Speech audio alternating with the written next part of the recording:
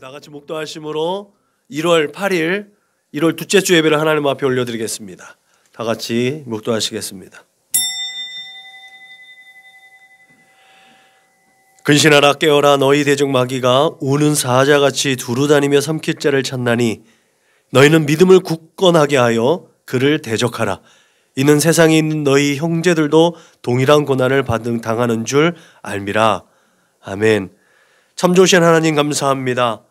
오늘도 은혜로 우리에게 믿음을 더하시고 그 믿음 안에서 주님을 바라보며 하나님의 영광스러운 그 보좌를 향해서 우리의 찬송과 기도와 우리의 마음과 생각을 하나님 앞에 올려드릴 수 있도록 인도해 주심을 고맙고 감사합니다.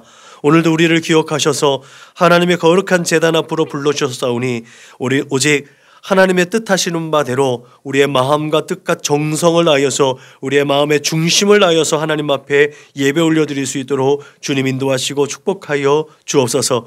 이것을 성전 삼아 주셨사오니 하나님 주께서 오직 홀로 영광받아 주옵소서.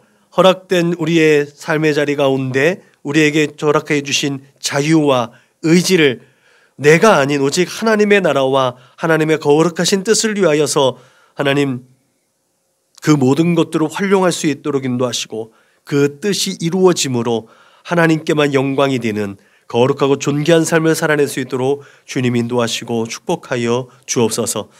아직까지 함께하지 못한 믿음의 거룩한 동역자들, 그 동역자들은 어디에 있든지 간에 저들이 하나님의 영광과 하나님의 은혜 안에 있게 하여 주시고 그 하나님의 사랑을 깊이 묵상하고 깨닫는 지혜가 있게 하여 주옵소서. 그렇게 이 거룩한 하나님 앞에 예배 올려드리는 이 예배를 통해서 부어지는 하나님의 은혜가 동일하게 저들에게 부어질 수 있도록 주님 축복하여 주옵소서. 감사하며 걸어가신 우리 구주 예수님의 이름으로 기도드렸습니다. 아멘. 응답 찬송 부르시겠습니다.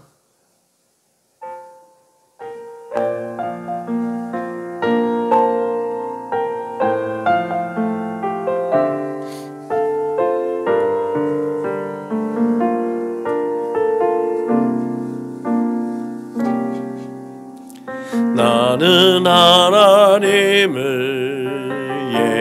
예배하는 예배자입니다.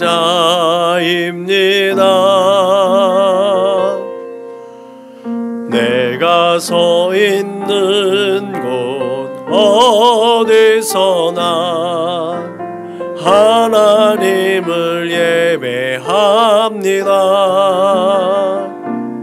내 영혼 거룩한 은혜를 향하여 내 마음 완전한 하나님 향하여 이곳에서 바로 이 시간 하나님을 예배합니다. 아멘. 우리 주님께서 가르쳐주신 기도로 우리의 마음을 하나님 앞에 올려드리겠습니다. 그러므로 너희는 이렇게 기도하라. 하늘에 계신 우리 아버지여, 이름이 거룩히 여김을 받으시오며 나라가 임하시오며 뜻이 하늘에서 이루어진 것 같이 땅에서도 이루어지이다. 오늘 우리에게 일용할 양식을 주시옵고 우리가 우리에게 죄 지은 자를 사하여 준 것 같이 우리의 죄를 사하여 주시옵고 우리를 시험에 들게 하지 마시옵고 다만 악에서 구하시옵소서. 나라와 권세와 영광이 아버지께 영원히 있사옵나이다. 아멘. 너희가 사람의 잘못을 용서하면 너희 하늘 아버지께서도 너희의 잘못을 용서하시려니와 너희가 사람의 잘못을 용서하지 아니하면 너희 아버지께서도 너희의 잘못을 용서하지 아니하시리라. 아멘. 다 같이 공동체 기도를 하나님 앞에 올려드리겠습니다. 나는 복음의 기수입니다. 나는 두려움과 낙심에 있는 자들을 위로하겠습니다. 우리는 약하고 소외된 이웃을 돌보는 책임 있는 교회가 되겠습니다. 우리는 성도로서 예배자의 거룩한 삶을 살겠습니다. 그렇게 우리는 주님의 영광을 드러내는 축복의 삶을 살겠습니다. 우리는 하나님의 얼굴을 구하는 성도가 되겠습니다. 그래서 이 나라와 민족이 모든 죄악된 것에서 돌이킬 수 있도록 하겠습니다. 우리는 우리 자녀와 성도들이 이단과 사이비에 미혹되지 않도록 관심과 사랑으로 붙들겠습니다. 예수님의 이름으로 기도합니다. 아멘. 찬송가 407장 불러 하나님께 영광 올려드리겠습니다. 찬송가 407장 불러 하나님께 영광 올려드리겠습니다.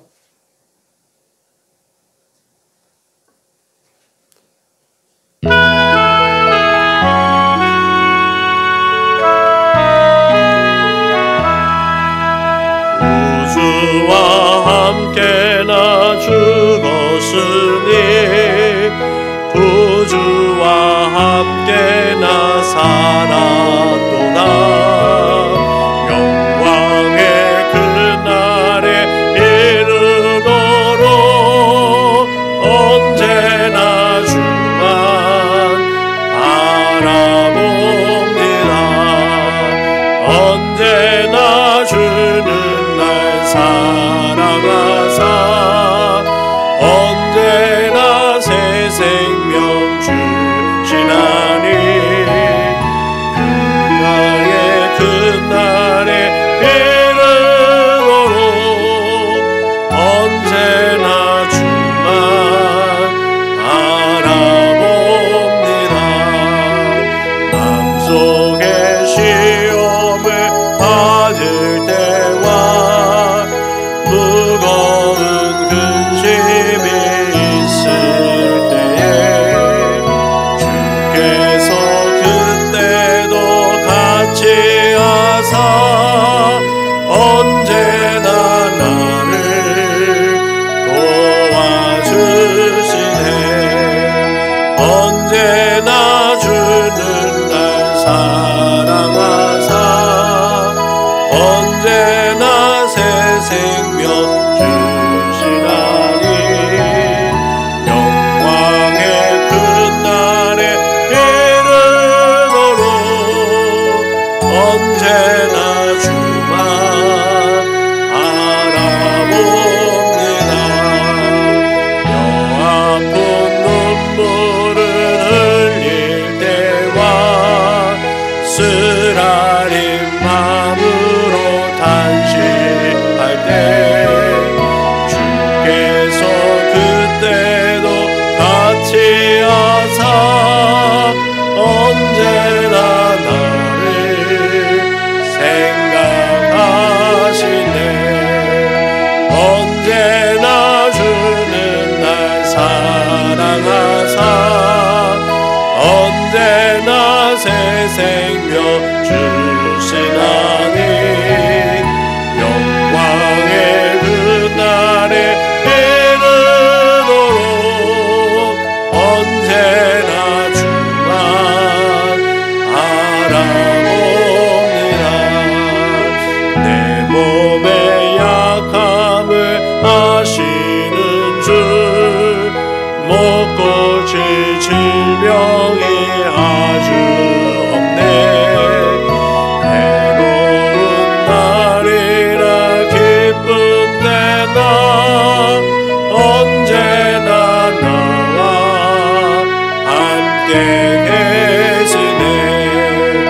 언제나 주는 날 사랑하사 언제나 새 생명 주시나니 영광의 그날에 이르도록 언제나 주만 바라봅니다. 우리 이 시간에 하나님 앞에 참회의 기도를 올려드리겠습니다. 다 같이 기도하시겠습니다. 참 좋으신 하나님 감사합니다. 이 시간에도 우리에게 회개의 은혜를 베풀어 주시고 공급하여 주셔서 우리가 지난 시간들을 되돌아볼 수 있도록 하나님 우리에게 성찬의 시간 또 하나님의 은혜를 바라보며 예수 그리스도의 십자가를 다시 마음에 새길 수 있도록 이 귀하고 복된 시간 허락해 주신 것 감사합니다. 하나님 그 회개의 시간들 그 걸음을 하나님께 되돌릴 수 있는 용기와 믿음을 주셨사오니 이 시간 주 예수 그리스도의 십자가 보혈의 능력으로 그 모든 것들을 덮어 주옵소서. 내가 거룩하니 너희도 거룩하라고 말씀하셨습니다. 그 말씀대로 그 거룩하심에 동참하는 우리 사랑하는 믿음의 거룩한 권속들 또 이 시간 예배하는 우리 믿음의 거룩한 모습들 다 될 수 있도록 주님 역사하여 주셔서 거룩하고 진실하게 하나님 앞에 빚어져 나갈 수 있도록 믿음의 사람들로 세워져 갈 수 있도록 주님 역사하여 주옵소서. 성령 하나님께서 인도하시고 성령 하나님께서 지키시고 또 하나 성령 하나님께서 기름 부어주심으로 말미암아 참되고 진실한 예배가 하나님 앞에 올려드려 줄 수 있도록 우리의 모든 연약한 것들, 부족한 것들, 그 패역한 것들, 그 모든 허물을 다 사하여 주옵소서. 이 시간에도 주 예수 그리스도의 십자가 그 은혜를 힘입어서 하나님 앞에 나아갑니다. 하나님, 예수 그리스도의 십자가 보혈의 능력으로 나의 만족과 유익을 쫓았던 내 생각과 마음, 또한 우리의 두 손과 두 발로 지은 모든 죄들을 용서하여 주옵소서. 성령을 근심케 하고 하나님의 마음을 아프게 하였던 아버지 우리의 모든 허물과 죄악들을 성령의 불로 소멸하여 주옵소서. 그렇게 용서하여 주옵소서. 그렇게 거룩하고 진실한 마음으로 하나님의 손길을 의지하는 이 시간 되게 하여 주옵소서. 하나님, 그렇게 성령 하나님의 인도하심을 따라 하나님의 얼굴을 구하여 아버지 참된 예배자로 하나님 앞에 진실된 예배 올려드릴 수 있도록 영과 진리로 예배하는 하나님의 사람들, 예배자로 하나님께서 찾으시는 예배자로 이 시간 하나님 앞에 예배 올려드릴 수 있도록 주님 축복하여 주옵소서. 감사하며 걸어가신 우리 구주 예수님의 이름으로 기도드렸습니다. 아멘.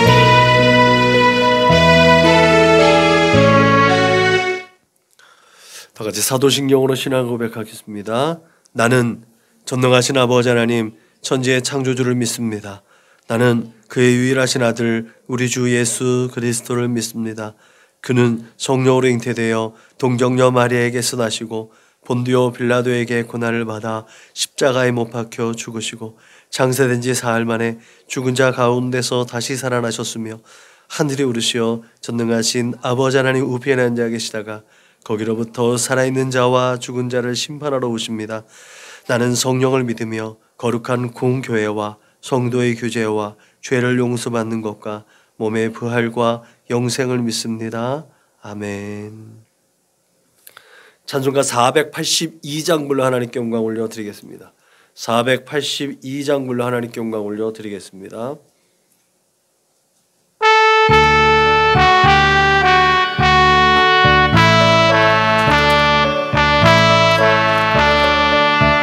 참 즐거운 노래를 늘 높이 불러서 이 세상 사는 동안 주 찬양하겠네.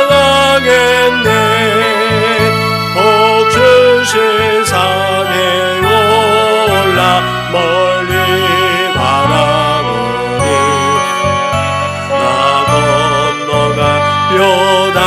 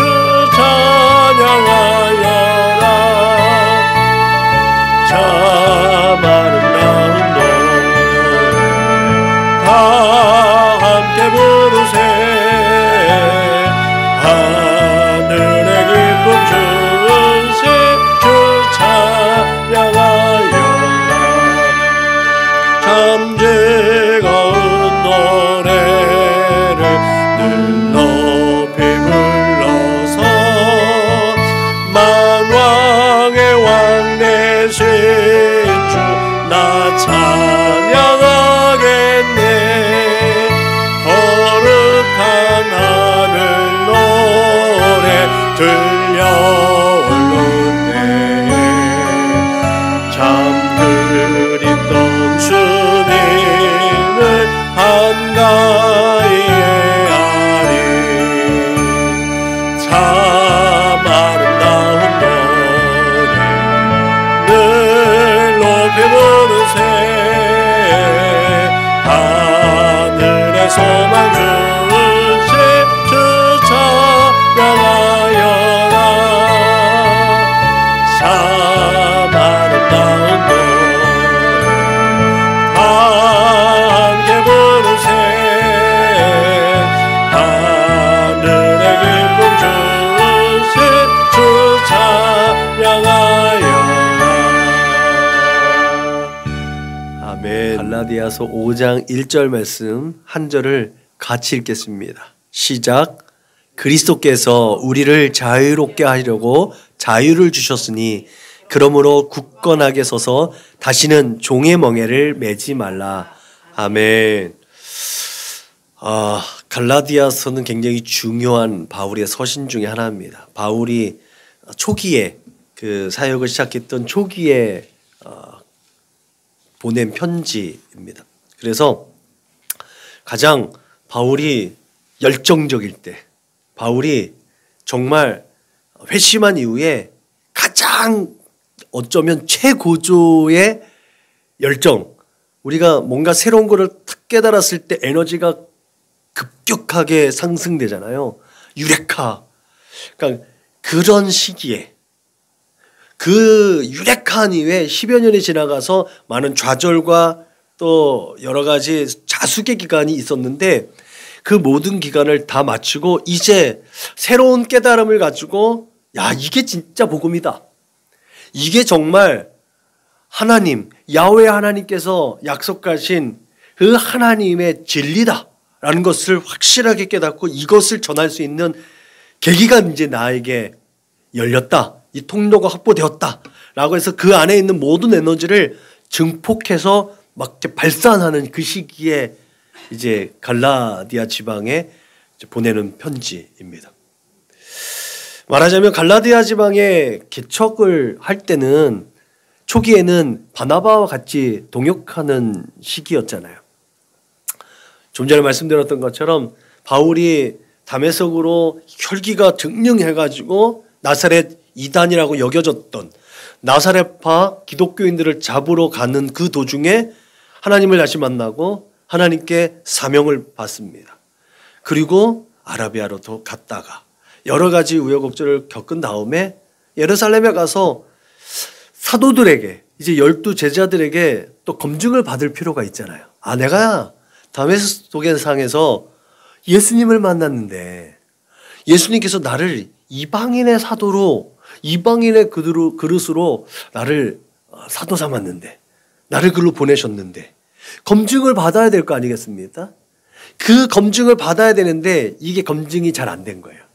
그래서 이제 고린도서를 보면 끊임없이 바울이 자기의 그 사도권을 이렇게 변호해야 되는 이제 문제들, 이것이 아마 이 초기에 사도들이 바울은 정말 예수님께서 지정해 주신, 예수님께서 지명하신 그 사도가 맞다, 하나님의 증인이 맞다, 하나님의 일꾼이 맞다 라고 해줬다라면 고린도에서의 그런 변론, 아마도 이 고린도서 같은 이 주옥 같은 하나님의 진리는 우리에게 안 왔을 수도 있을 것 같아요.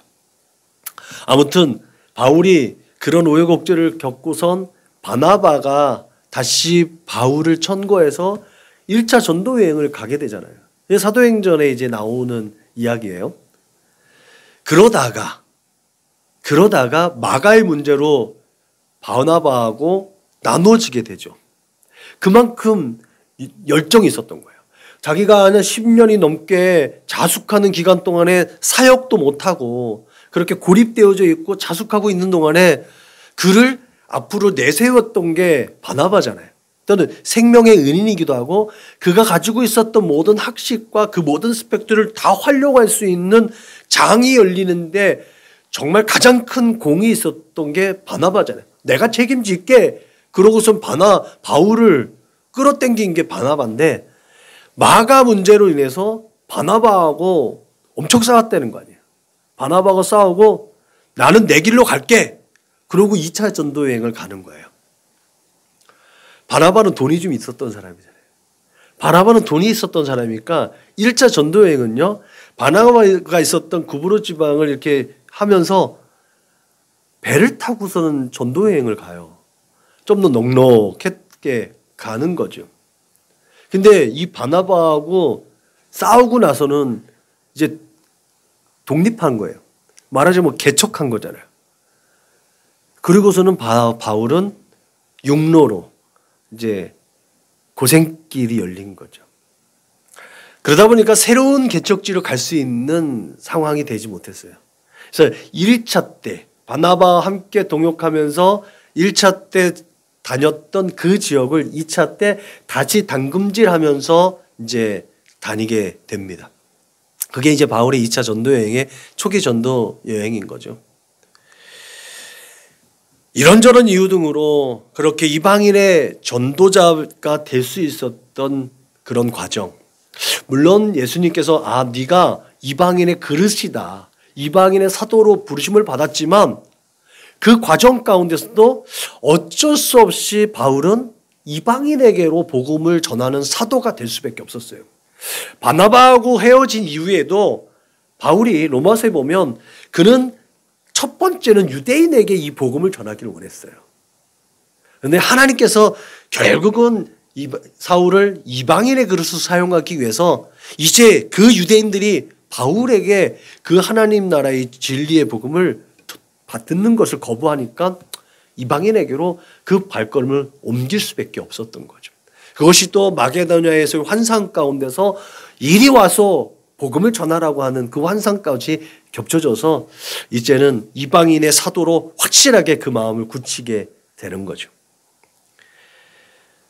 그런 우여곡절 끝에 그 바울의 선교는 첫 번째 선교지에 대한 애착을 가질 수밖에 없었을 것입니다.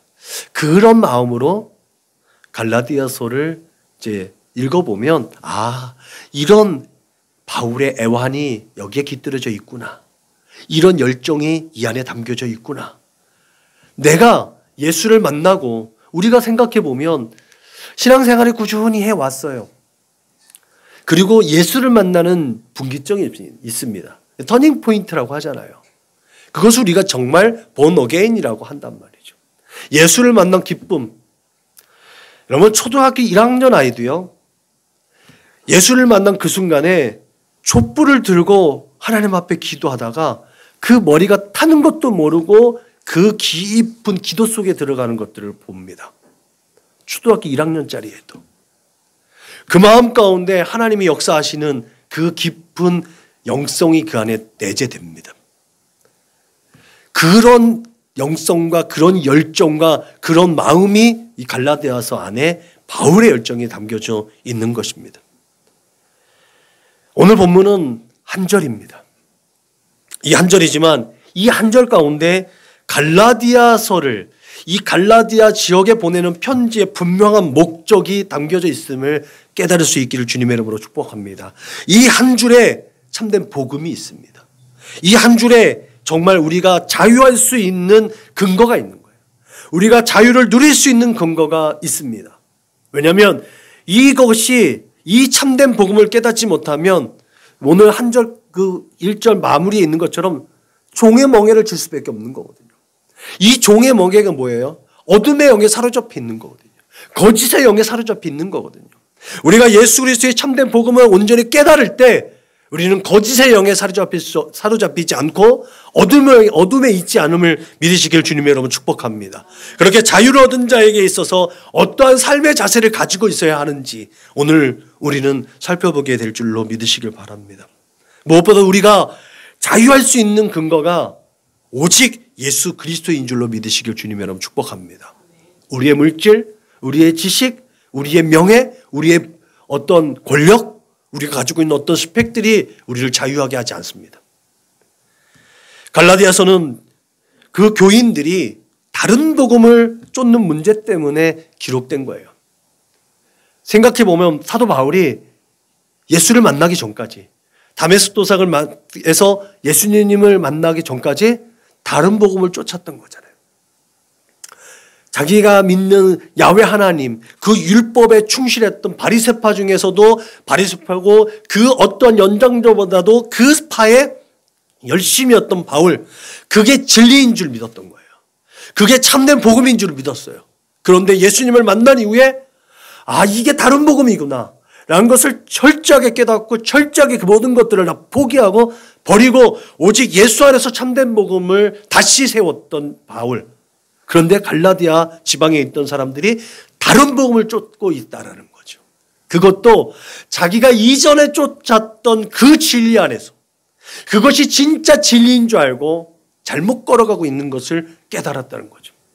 내가 경험해 보니까 그거 아니다 라는 것이 바울의 마음입니다. 그래서 바울이 갈라디아서 1장에 나오죠. 그리스도 예수로 말미암아 너희를 부르신 이를 이같이 속히 떠나 다른 복음을 따르는 것을 내가 이상하게 여기노라. 다른 복음은 없나니 다만 어떤 사람이 너희를 교란하여 그리스도의 복음을 변하게 하려 함이라. 그러나 우리나 혹은 하늘로부터 온 천사라도 우리가 너희에게 전한 복음 외에 다른 복음을 전하면 저주를 받을지어다.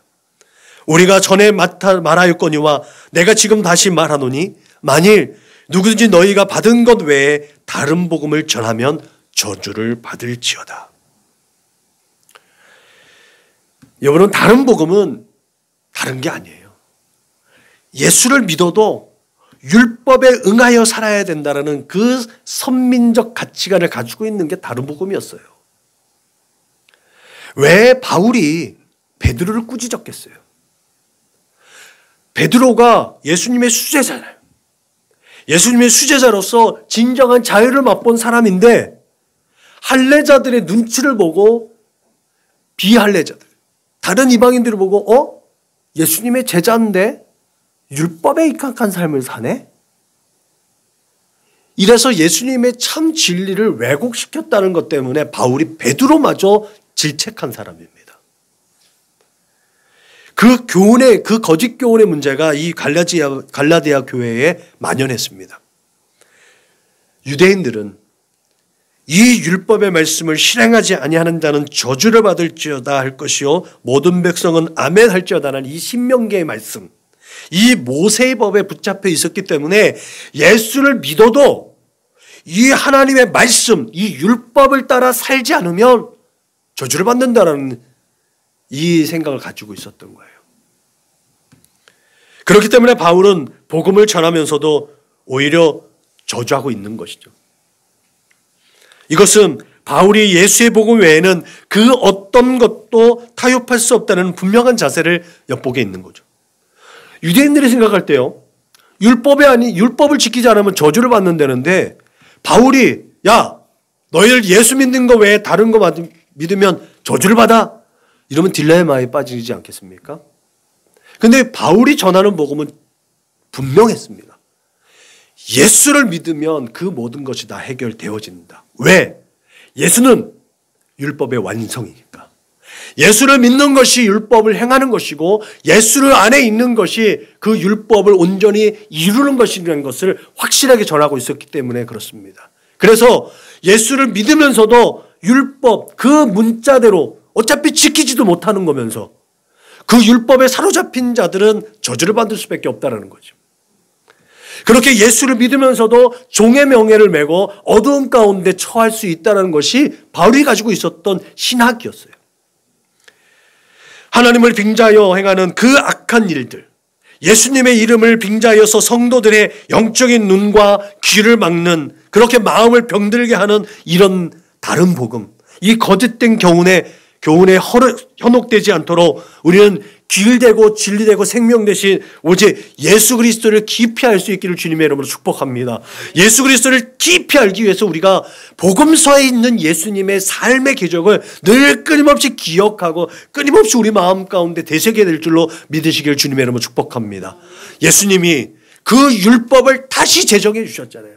그 율법이 뭔데? 율법의 글자만이 아니라 율법이 담고 있는 그 의미가 무엇냐는 거예요. 그래서 하나님을 사랑하고 내 이웃을 내 몸같이 사랑하라. 그 마음의 중심에 내가 하나님의 사랑을 받아서 그 이웃들을 흘려보내는 축복의 통로로서의 온전한 일을 감당하고 있는가 없는가.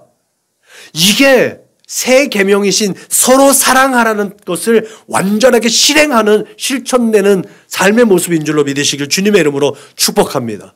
오늘 본문은 그래서 진정한 복음으로서의 예수, 참 복음, 우리가 어렸을 때 익히 들었던 순복음, 이 순복음이신 예수, 그 예수께서 우리를 자유롭게 하려고 자유를 주셨다고 오늘 본문을 말하고 있다는 거죠. 갈라디아서의 목적은 이거예요. 예수님께서 우리를 자유하게 해주셨다는 거예요. 우리가 영적인 자유함을 통해서 그 삶 속에서 진정한 자유를 누릴 근거가 오직 예수 그리스도이듯이 모든 삶의 자리에서도 모든 것을 자유할 수 있는 근거가 예수 그리스도인 줄로 믿으시길 바랍니다. 이것이 하나님을 사랑하고 내 이웃을 내 몸같이 사랑하는 것, 영혼이 잘된 것 같이 범사가 잘 되는 것, 이것이 분리되어지지 않고 온전히 하나 되어졌던 이게 바로 복음입니다. 그렇기 때문에 바울은 당시 가장 위대한 학자였고 스승이었지만 그 모든 스펙을 가지고 있었던 사람이지만 자기의 모든 그 기득권들 그 스펙들을 다 내려놓고 자기의 자랑거리를 다 내려놓고 예수 그리스도의 십자가, 예수 그리스도께서 못 박히신 그 십자가만을 자랑하고 증거한다고 고백한 줄로 믿으시길 바랍니다. 우리가 잘 알고 있듯이 갈라디아서 2장 20절에 있는 말씀이 그 말씀 아니겠습니까? 내가 그리스도와 함께 십자가에 못 박혔나니 그런즉 이제는 내가 사는 것이 아니요 오직 내 안에 그리스도께서 사시는 것이라. 이제 내가 육체 가운데 사는 것은 나를 사랑하사 나를 위하여 자기 자신을 버리신 하나님의 아들을 믿는 믿음 안에서 사는 것이니라. 그렇기 때문에 복음은 예수 그리스도 그 자체입니다. 예수님의 죽음 그리고 예수님의 부활, 그것이 바로 복음인 줄로 믿으시길 바랍니다. 예수님께서 십자가에 못 박히심으로 말미암아 우리의 모든 죄와 허물과 연약한 것, 그것이 십자가에 못 박혀서 다 사함을 받았고 예수께서 죽은 자 가운데서 부활하셨기 때문에 우리가 이제는 다시 사망의 종로로 타지 아니하고 하나님께 대하여 자유하고 하나님 앞에 생명 있는 자로 다시 태어났다는 사실을 믿으시길 주님의 이름으로 축복합니다. 그래서 우리를 새로운 피조물이라고 말씀하신 줄로 믿으시길 바랍니다. 그래서 이 복음이 우리를 하나님 앞에 세우는 자유하게 하는 진정한 복음인 줄로 믿으시길 바랍니다.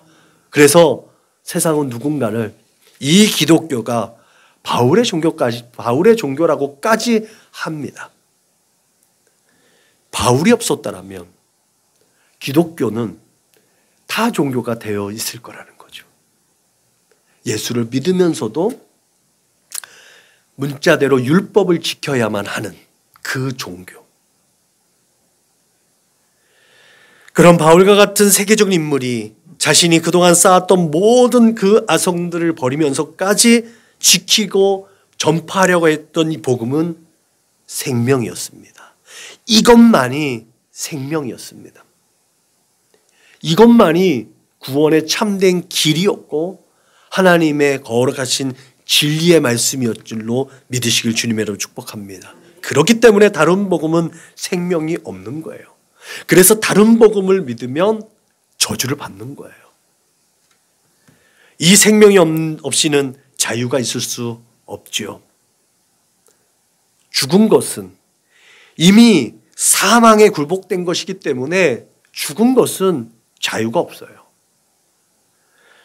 그러므로 주님께서 마지막 때를 말씀하시면서 내가 살았다 하는 이름을 가졌으나 죽은 자로다라고 하는 이 사대교회를 향해서 경고하신 것처럼 혹여라도 우리에게 야, 네가 살았다고 하냐?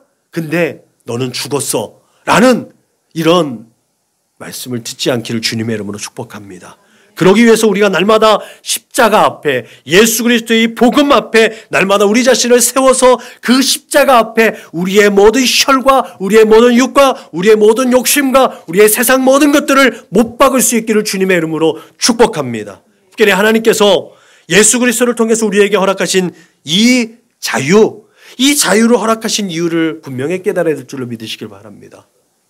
마음대로 살라고? 그게 아니라는 거죠. 하나님께서 허락하신 이 자유를 통해서 하나님을 자발적으로 섬기라는 거죠. 이게 자원하는 심령이죠. 바울은 예수를 통해서 우리에게 자유를 주신 것은 하나님의 계획 가운데 있었음을 분명하게 증언합니다. 갈라디아서 4장에서 보면 때가 참에 하나님이 그 아들을 보내사 여자에게서 나게 하시고 율법 아래에 나게 하신 것은 율법 아래에 있는 자들을 속량하시고 우리로 아들의 명분을 얻게 하려 하심이라. 너희가 아들이므로 하나님이 그 아들의 영을 우리 마음 가운데 보내사 아빠 아버지라 부르게 하셨느니라 라고 이 갈라디아서 지방에 있는 사람들에게 분명하게 말하고 있습니다. 하나님이 우리의 군주가 아니라는 거예요. 물론 하나님 우리의 왕이시죠. 그러나 하나님은 우리 안에 군림하기 원하시지 않는다는 거예요. 하나님께서 강압적으로 우리에게 우리의 삶을 요구하지 않으신다는 거예요. 하나님께서 우리의 아버지가 되셔서 우리와 함께 연합되기를 원하시고 자원하는 마음으로 하나님을 섬기시기를 원하신다는 거죠. 그게 첫사람 아담을 지으신 목적 아니시겠습니까? 그 첫사람 아담을 지으셔서 하나님이 가지고 오셨던 모든 것들을 다 주셔서 하나님의 권한을 다 실행할 수 있도록, 다 발휘할 수 있도록 하신 것이 하나님의 뜻 아니었겠습니까? 단 하나, 야, 네가 동산 중앙에 있는 선악을 알게 하는 나무를 먹지 마라. 이 하나만 지키면 되는 거예요. 이 하나만 순종했으면 하나님과 같은 존재로 살아갈 수 있었다는 거죠. 그것이 자원하는 심령. 그것이 자원해서 하나님을 섬기는 하나님께서 원하시는 하나님의 사람의 모습이었다는 거죠. 속량이라는 말은 노예들을 해방한다는 의미가 담겨져 있습니다. 구속되어졌던 자, 종되었던 자. 그런 의미에서 오늘 자유를 주셨다고 하는 이 자유와 같은 의미가 이 속량이라는 의미가 담겨져 있죠. 다만 오늘 본문에서의 이 자유가 노예에게만 국한되어지지 않았다는 사실. 자유하는 행동, 자유롭게 행동을 막는 그 모든 제약들이 있어요. 우리가 자유인이잖아요. 그런데 우리가 하나님을 자유롭게 섬기지 못하게 하는 세상의 것들이 많이 있다는 거죠. 육신의 정욕과 안목의 정욕과 이생의 자랑, 이것도 우리의 자유를 가로막는 것들이에요. 우리가 하나님께로 나아갈 수 있는 자원하는 심령을 막을 수 있는 요인들이 되는 거죠. 이 육신의 정욕과 안목의 정욕과 이생의 자랑을 어둠의 영들은, 마귀는, 사단은 유감없이 사용해서 우리를 유혹하고 시험해서 하나님 앞에 자원해서 나가지 못하도록 막는다는 거죠. 그래서 억지로 갈 수 있고 그냥 타임 테이블에 거쳐서 그냥 사이클에 맞춰서 하나님 앞에 공적으로 나오는, 그렇게 생명 없는 자로 나아갈 수 있도록 어둠의 영들은 끊임없이 우리를 유혹하고 시험한다는 거죠. 그 모든 것들을 속량하는 것. 그래서 예수 그리스도의 십자가와 하나님의 성령 하나님의 인도하심이 필요한 줄로 믿으시길 주님의 이름으로 축복합니다. 특별히 오늘 본문에서는 그렇게 자유라는 단어가 능동적인 것과 수동적인 것들로 병행해서 사용되었습니다. 능동적인 건 뭐예요? 내가 이 안에서 발휘할 수 있는 거잖아요. 수동적인 것은 타의에 의한 것이잖아요. 우리가 그렇게 하나님 앞에 자발적으로 드릴 수 있는 우리의 심령, 우리의 마음, 우리 안에서 하나님을 사랑하고 하나님을 기억하고 하나님의 역사를 기념하고 감사하여 드려지는 마음이잖아요. 근데 이 마음이 수동적으로 성령 하나님의 인도하심을 따라 우리에게 주어진 은혜였고 우리에게 주어진 믿음이었다는 것 때문에, 그래서 이 자유는 능동적인 것과 수동적인 복합적인 요소가 담겨져 있다는 거죠. 그런 의미에서 이 자유를 수호해 주신 예수님의 은혜, 하나님의 은혜를 분명히 기억하시길 주님의 이름으로 축복합니다. 그래서 에베소 2장에 있는 말씀이잖아요. 그 누구도 자랑할 수 없는 거예요. 우리가 예수 믿는 것, 우리가 예수 믿어서 복 받는 것, 자랑할 수 있는 게 아무것도 없다라는 거예요. 하나님께서 우리에게 자유를 허락하시면서 분명한 기준이 필요했습니다. 그 기준은 그렇게 하나님의 특별한 목적을 위해서 세워졌습니다. 그것이 우리에게 자유를 허락하신 이유인 줄로 믿으시길 바랍니다. 그 이유는 바로 우리가 하나님을 자발적으로 예배하기 위한 것, 하나님께 영광을 올려드리기 위한 것이라는 사실을 우리는 분명히 기억해야 될 줄로 믿으시길 주님으로 축복합니다. 여러분, 자유를 자유롭게 활용하지 못하면 자유를 상실합니다. 첫사람 아담이 그랬던 것처럼. 그렇게 첫사람 아담이 자유를 자유롭게 사용되지 못해서, 자유답게 사용하지 못해서 잃어버린 그 자유, 그 결과가 뭐예요? 하나님의 형상과 모양을 박탈당한 거 아니겠습니까? 그렇지만 우리 주 예수 그리스도로 말미암아 우리는 다시 하나님의 형상을 회복한 줄로 믿으시길 바랍니다. 그 하나님의 형상을 회복한 우리 인간은 그래서 우리 주 예수 그리스도 안에서 다시 자유가 회복되어졌고, 그 자유를 회복한 우리는 하나님께서 원하시는 바대로 하나님의 뜻을 이루어 드릴 수 있는 줄로 믿으시길 주님의 이름으로 축복합니다.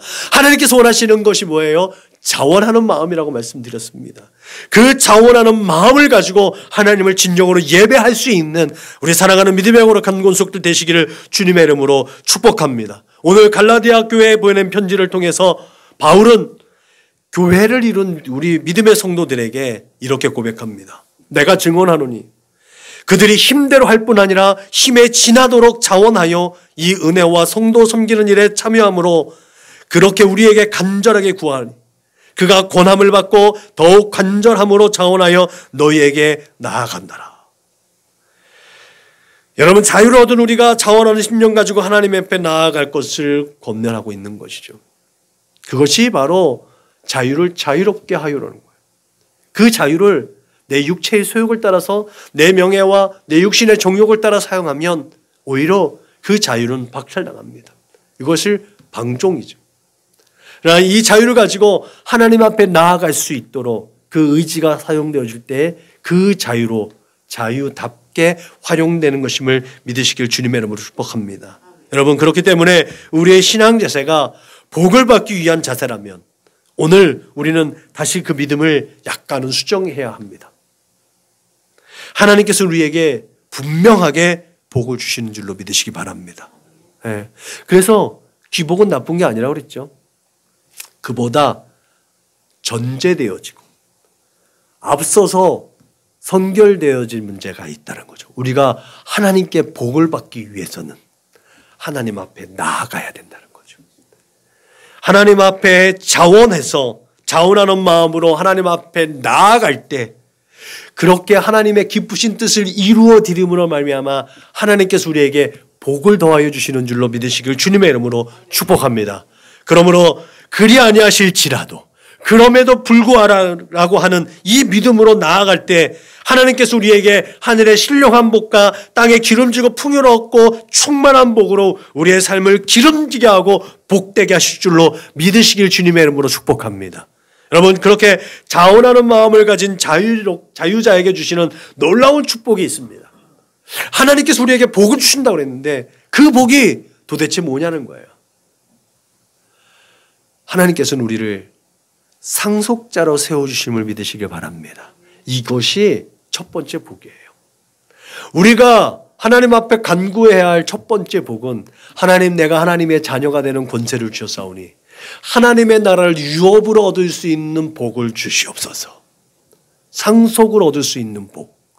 이것이 가장 절대적이고 큰 복인 줄로 믿으시길 바랍니다. 바울은 그러므로 내가 이후로는 종이 아니요 아들이니 아들이면 하나님으로 말미암아 유업을 받을 자라고 고백합니다. 이것이 갈라디아 지방에 있는 사람들에게 소망이 된 줄로 믿으시길 주님의 이름으로 축복합니다. 오늘 본문은 원래 그 앞서 4장에 있는 말씀, 4장 21절부터 나와 있는 사라와 하갈에 대한 이야기들, 약속 있는 자와 약속 없는 자, 유업을 이을 자와 유업을 잊지 못하는 자의 그 비유에 대한 마지막 결론 말씀이 오늘 본문의 말씀이에요. 그 말씀의 맥락을 따라와야 자유가 이래서 자유구나라는 것을 보다 더 확실하게 깨닫게 되는 줄로 믿으시길 바랍니다. 여러분, 하갈과 사라의 이야기는 그렇게 자유하지 못한 자는 유업을 얻지 못하지만 자유한 자는 약속의 자녀이기 때문에 그 하나님의 약속하신 그 유업을 얻어서 그 하나님께서 약속하신 그 모든 복을 누리는 삶, 정말 차원이 다른 삶을 누리는 가치를 품고 있다는 내용이 그 안에 담겨져 있는 것이죠. 유업을 잊는다는 것은 축복이죠. 이것은 하나님의 신실함의 결과이기 때문에 축복인 줄로 믿으시길 주님의 이름으로 축원합니다. 그리고 우리가 눈에 보여주는 현상보다 차원 높은 삶, 제가 늘 끊임없이 형이상학적인 삶이라고 얘기하죠. 올 한해 우리는 우리의 눈으로 보여지는 현상이 아니라 그 상황들 이면에 있는, 그 뒤에 있는 하나님의 은혜의 역사를 우리의 입술로 시인하고 고백해서 보다 더 차원 높은 삶을 살아내기를 꿈꾸는 줄로 믿으시길 바랍니다. 그렇기 때문에 우리는 영적으로 금수저를 입에 물고 나온 사람이라는 것을 우리는 확실하게 고백할 수 있기를 바랍니다. 우리가 하나님의 자녀이기 때문에 세상의 그 무엇보다도 금수저예요. 영적인 금수저입니다. 그렇게 존귀하고 복된 자라는 사실을 기억하시길 주님의 이름으로 부탁을 드립니다. 이 가치를 상실하는 게 뭐예요? 이 가치를 상실한 것이 타락입니다. 영적인 금수저를 물고 있는 우리가 이 세상의 가치 가운데서 좌충우돌하고 염려하고 근심하고 좌절하고 넘어지고 낙심하고 절망하면 이게 타락이라는 거예요. 세상으로 볼 때는, 세상 눈으로 볼 때, 세상의 시각으로 볼 때는 당연한 우리의 삶의 표현이겠지만 하나님의 약속의 자녀이고 하나님의 권능을 입은 그런 존재로서는 그것은 타락한 삶이라는 거죠. 술 먹고 담배 피고 세상의 유흥가에 기웃거려서 타락이 아니라 우리의 가치를 상실하면 그것도 타락이라는 사실을 우리는 분명히 깨달아야 될 줄로 믿으시기 바랍니다. 분명 하나님께서는 예수 그리스도를 통해서 우리가 하나님의 자녀가 되는 명분을 주셨습니다. 그렇게 우리는 창조주, 심판주, 진노하시는 하나님, 질투하시는 하나님이 그 유대적 사고에서 벗어나 그런 하나님이 아니라 하나님은 우리의 아빠, 아버지라는 것. 당신의 기쁘신 뜻을 위하여서 우리 마음 가운데 소원을 두시고 그 소원이 오히려 우리에게 사명이 되게 하셔서 그 소명이 되게 하셔서 그 소명과 사명을 이루게 하시는 하나님, 그 하나님을 바라볼 수 있는 믿음 또한 허락하셨다는 사실을 기억하시길 주님의 이름으로 축복합니다. 그것이 그래서 우리가 예수를 믿는 것, 하나님을 부르는 이 예배 행위 자체가 특권인 줄로 믿으시길 바랍니다. 그런데 자유는 참 어려운 건 아니겠습니까? 자유는 누구에게나 주어진 겁니다. 그러나 그 자유가 진정한 자유가 되기 위해서는 반드시 책임이 따른다는 거죠. 상식적인 겁니다. 그렇게 책임이 뒤따를 때 그 자유는 진정한 자유자로서의, 자유인으로서의 가치를 입습니다. 그런데 이 가치를 입지 않게 될 때 그 자유는 다른 말로 방종이라고 하죠. 이 방종이라는 탈을 쓰고 살면 결국은 고통과 아픔이라는 결과를 초래합니다. 제가 늘 하나님의 것과 세상의 것 좀 더 우리의 신앙적인 면으로 적용한다면 하나님의 뜻과 나의 생각과 마음이 딜레마에 빠질 때, 그 딜레마는 어디에서부터 온다? 나로부터 온다는 거예요. 하나님의 뜻과는 무관하게 내가 무언가를 성취하려고자 하는 그 욕심에서부터 오는 게 딜레마라는 거죠. 우리는 하나님의 뜻을 분명히 압니다. 그런데 그 하나님의 뜻을 나의 삶에 비춰서 자꾸 합리화시키려고 하기 때문에 그 안에서 딜레마에 빠지게 된다는 거죠. 결국 이 딜레마가 뭐예요? 계속 고통과 근심을 주는 거잖아요. 이게 방종의 결과입니다. 자유를 통해서 하나님 앞에 하나님의 뜻을 깨닫는 자원하는 마음을 가져야 하는데 이 자유를 내가 잘 되는 방향으로 자꾸 생각하려다 보니까 이 자유가 나를 올가맨다는 거죠. 그래서 여러분, 책임지지 못하는 것은 결국은 권리를 누리지 못하는 결과를 초래하게 됩니다. 하나님의 뜻을 이루어주지 못하면 하나님의 나라는 우리에게 주어지지 않아요. 온전히 하나님의 뜻을 이루어 드릴 때 하나님의 나라가 우리에게 주어진다는 사실을 기억하시길 주님의 이름으로 축복합니다. 그래서 바울이 늘 끊임없이 자신의 모든 소욕을 십자가에 못 박는다고 했는 줄로 믿으시길 주님의 이름으로 축원합니다. 이것이 우리가 예수 그리스도를 통해서 회복된 자유의지를 올바르게 활용하지 못하면 상속자의 권리를 누리지 못, 그렇게 천국 백성의 권리를 누리지 못하는 결과를 맛보게 된다는 사실의 증명이기도 합니다.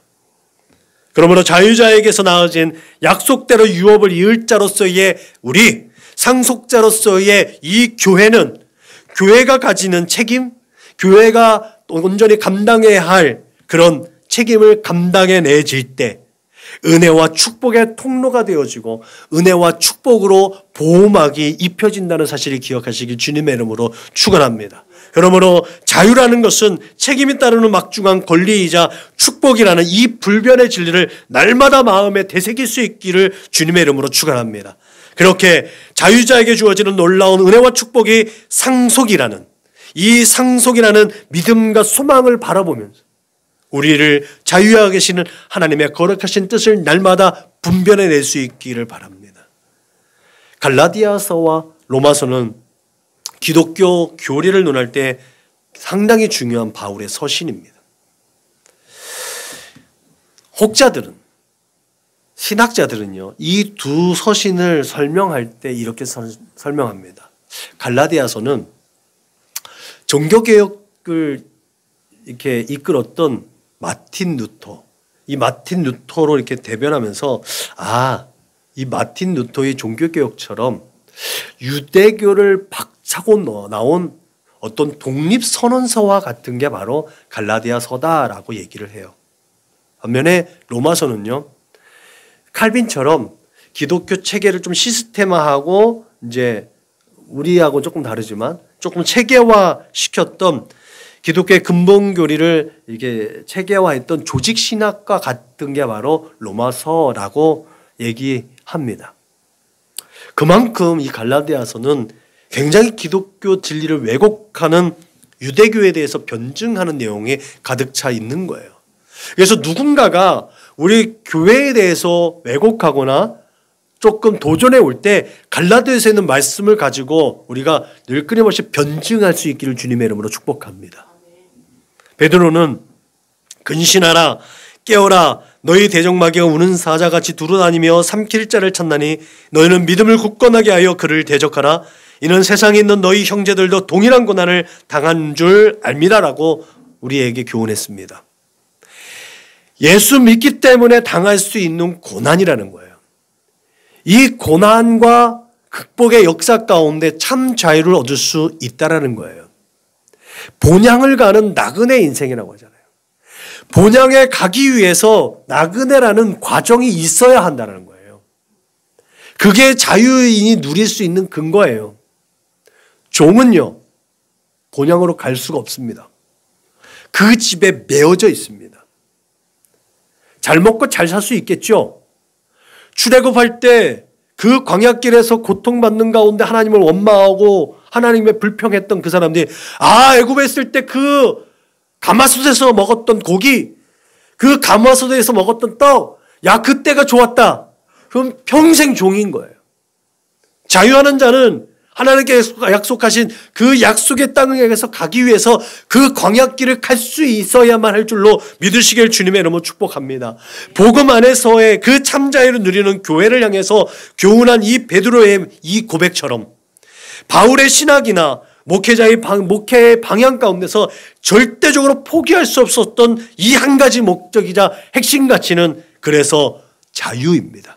내가 진정 자유한가? 내가 하나님 나라의 가치를 마음에 품을 수 있는 자유인인가? 내가 세상 가운데 허우적거리면서 세상의 가치를 자꾸 추구하고 탐욕하고 있는 사람은 아닌가? 하나님과 세상을 겸하여 섬기려고 하지는 않는가? 그걸 끊임없이 고민해야 될 줄로 믿으시길 주님의 이름으로 축복합니다. 그러므로 몸된 교회를 온전하게 자유하게 하시고 그 자유자의 신분으로 자원하여 하나님을 섬기는 축복의 사람들로 하나님을 아바 아버지라 부르며 그렇게 하나님 나라의 상속자로 세워진 우리 모두가 믿음을 굳건하게 하여서 자유자로 회복하신 성도의 정체성을 굳게 지키며 세상에 보여지는 삶이 아니라 늘 끊임없이 하늘 영광을 바라보며 하나님께 영광을 올려드리는 거룩하고 존귀한 삶을 살아내시기를 주님의 이름으로 축원합니다. 기도하시겠습니다. 하나님 감사합니다.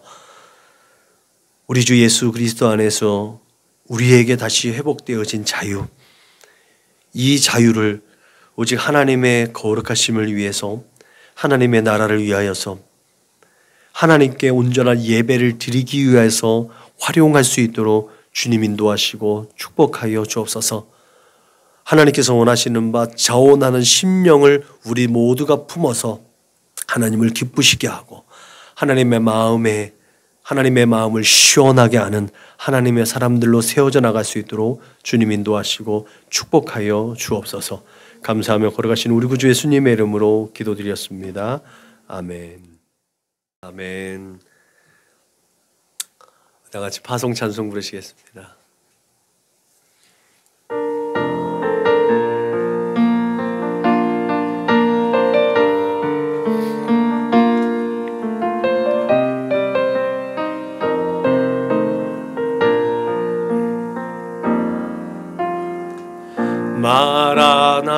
마라나타 주 예수여 어서 오시옵소서. 땅의 모든 끝 모든 족속 주를 찬송하게 하소서. 마라나타 주 예수여 어서 오시옵소서. 모든 열방이 주께 돌아와 춤추며 경배하게 하소서. 우리 주님 다시 오실 길을 만들자. 십자가를 들고 땅끝까지 우린 가리라. 우리 주님 하늘 영광 온 땅 덮을 때 우린 땅끝에서 주를 맞으리. 마라나타 마라나타 아멘. 주 예수여 오시옵소서. 마라나타 마라나타 아멘. 주 예수여 오시옵소서. 아멘. 다 같이 구호를 제창하겠습니다. 시작. 예수를 말하고 예수를 말하는 건강한 교회가 됩시다. 아멘.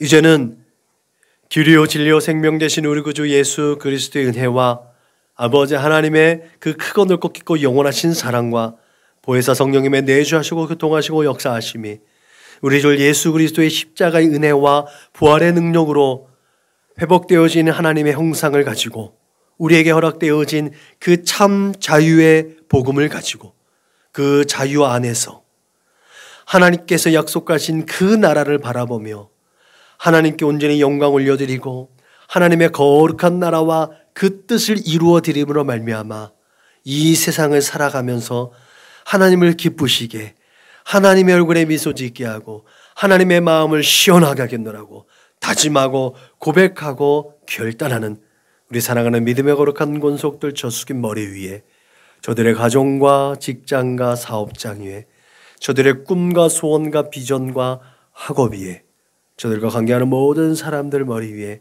지금으로부터 영원토록 충만하옵기를 축원하옵나이다. 아멘.